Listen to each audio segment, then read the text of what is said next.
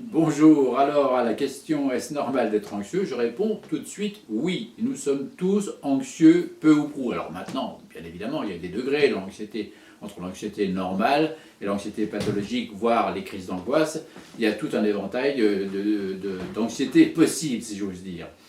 Alors, c'est quoi être anxieux? La plupart des anxieux qui me regardent vont se reconnaître à travers ce que je vais dire. L'anxieux est toujours préoccupé, toujours inquiet, il se pose beaucoup de questions, il est jamais serein, jamais tranquille, qu'est-ce qui va se passer, comment ça va se passer, pourquoi, comment. Alors l'expression traditionnelle que l'on retrouve fréquemment, c'est ah, je me fais une montagne d'une taupinière, c'est-à-dire qu'à partir d'un événement réel ou imaginé, il l'amplifie, cette amplification est donnée par l'inconscient.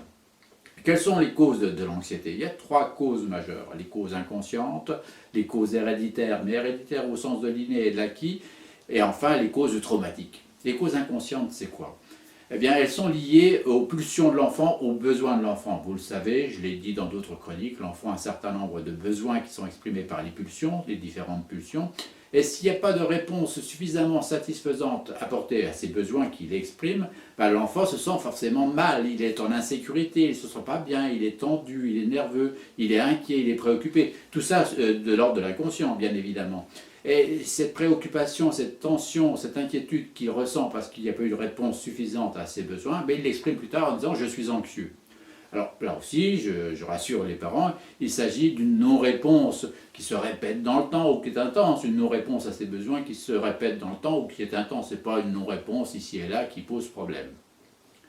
Et ensuite, la deuxième cause importante, c'est la cause héréditaire. Alors, héréditaire au sens inné, il est vraisemblable que certains gènes nous transmettent de l'anxiété, si j'ose dire, de façon un petit peu caricaturale. Mais les neurosciences, ultérieurement, nous apporteront une réponse précise sur cette origine génétique de l'anxiété. Y a-t-il une anxiété acquise?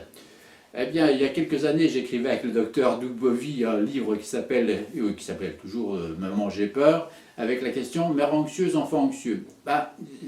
J'aurais pu aussi dire père anxieux, enfant anxieux. C'est-à-dire qu'effectivement, l'enfant se construit à travers le parent, à travers la solidité, j'allais dire, psychique globale du parent. Si le parent est lui-même anxieux, préoccupé, inquiet, inconsciemment l'enfant va intégrer cette anxiété et ça peut poser problème.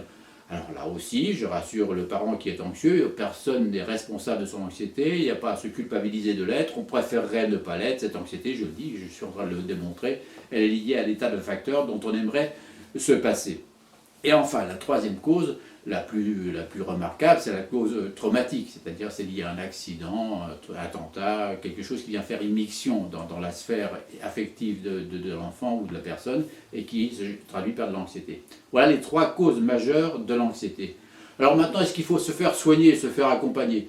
Pas nécessairement, tout dépend du degré d'anxiété. Si au jour le jour on est anxieux mais sans plus, véritablement c'est un peu préoccupant, mais si ça ne nous empêche pas de travailler ou d'avoir des relations avec les autres, ça n'est pas nécessaire de se faire soigner.